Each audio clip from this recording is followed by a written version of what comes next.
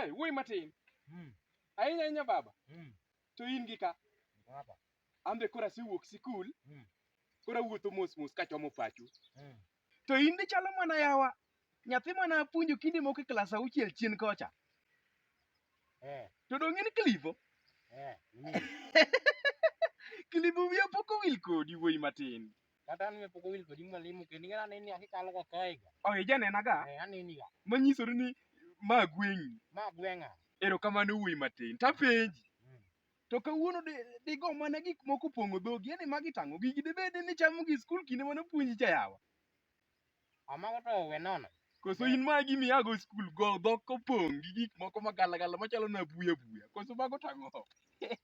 Mwalimu. Yes. In fact. Yes. We nona. In fact pok igotna, pok igotona. Ni mwalimu mano puonja. Yes. But we nona. Awinjo kami luor mang'eny Clivo. Iwinjo wuoyi matin. To kawuono aneno ka dendi ber kendo ipong' malich tilando. Kinde mane puonji chien cha ing'eni dendi nokethore. Akia nang'o mane timi, tuo moro ne intiere godo e ngimani. Mwalimu. Yes. Kinde mane ne paro na kaparo kanise sanda ka skul kinde mwakalo chien cha. Yes. We paro na kinde manene.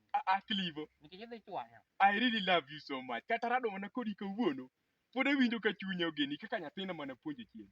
Ing'eni ka nitie weche moko maricho. To chuno nyaka an kaka japuonj mano puonji. Nyaka siemni kendo nyaka nyisi mondo mi ngimani makiny in bende losre. Mondo mi kiny karado kodi kata ok mana kiringo gi gachi moro. To an bende nyalo ting'a. Kata mana kiny. Inyalo kata mana wiro mkati gi buluban. To kata kionge pesa minyalo nyiewo godo buluban. Tinyalo kata mana wire mokich. Idhi thodho kich tiwire. To kata kopogore gi mano to jem donge nitie. Koro an adwani mondo mi ngimani makiny olosre ibed nyathi maber mondisore. Iwinjo? Ok awacho ni rach kata mana ni nang'o.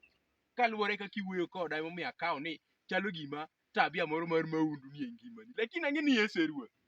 To mwalimu. Yes. Achukia iga ing'eno kata ni mbele na kasani.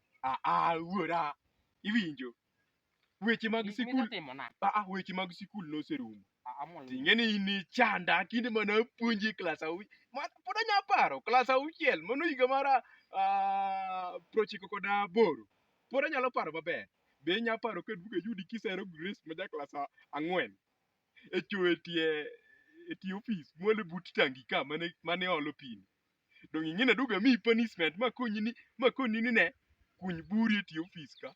Ing'eni burno pod nitie. Akoni ni kuny bur mibiro yikie. Mwalimu ma ng'e paro nago. Kapo kisetho. Mwalimu ng'eni imiya paro nago mwalimu in nyalo hinyi mwalimu. Mwalimu nyalo hinyi. Okay, yo marach bura Clivo. Wakoni wach mantiere.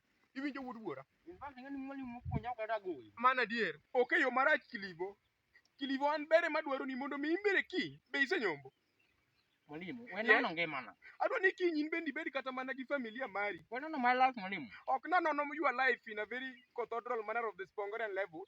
But sometimes I know very well that you can kinglify me. That please, I know you are someone who is very tough-headed. I know. But. Yes? Just go. Eh? Zio. Ade? Zio. Simama, enda. Bag na hiyo. Wewe ni mjinga sana. Enda. Kata ni mjinga but enda. Clivo. God will see you. Inyalo bukori. Igojo puonji mopuonji swali. A teacher who taught you. You just put your hands on him this way. No problem.